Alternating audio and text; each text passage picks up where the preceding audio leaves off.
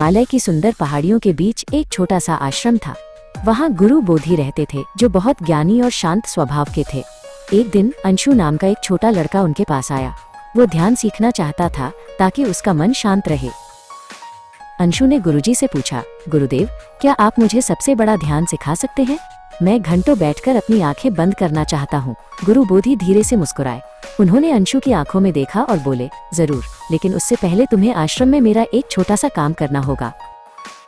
गुरु बोधि अंदर गए और एक पुरानी लेकिन मजबूत झाड़ू लेकर आए। उन्होंने वो झाड़ू अंशु को थमा दी। अंशु हैरान रह गया। वो तो मंत्र और गहरी सांसों के बारे में सीखना चाहता था, पर उसे मिली एक झाड़ू।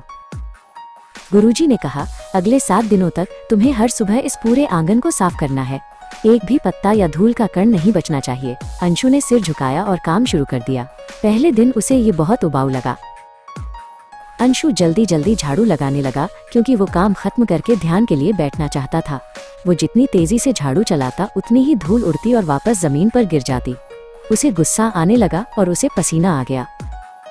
दूर एक पेड़ के नीचे खड़े होकर गुरु बोधि शांति से अंशु को देख रहे थे। वे जानते थे कि अंशु संघर्ष कर रहा है। उन्होंने देखा कि अंशु का ध्यान झाड़ू पर नहीं, बल्कि काम खत्म करने की घड़ी पर था। गुरु बोधि अंशु के पास आए और धीरे से बोले, बेटा, झाड़ू को अपना दुश्मन मत समझो। बस झाड़ू के तिनकों को देखो और जमीन पर उनके चलने की आवाज सुनो। जल्दी मत करो, बस इसी पल में रहो। अगले दिन अंशु ने गुरुजी की बात मानी।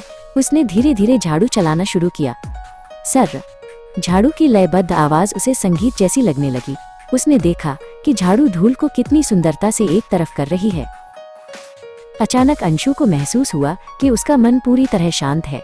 उसे अब घड़ी देखने की जरूरत नहीं थी। उसे न तो थकान महसूस हो रही थी और न ही गुस्सा।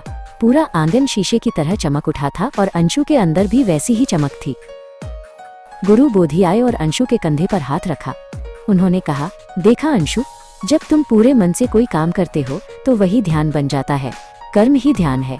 अंशु समझ गया था कि असली शांति कहीं और नहीं, बल्कि हमारे हर छोटे काम को प्यार से करने में है।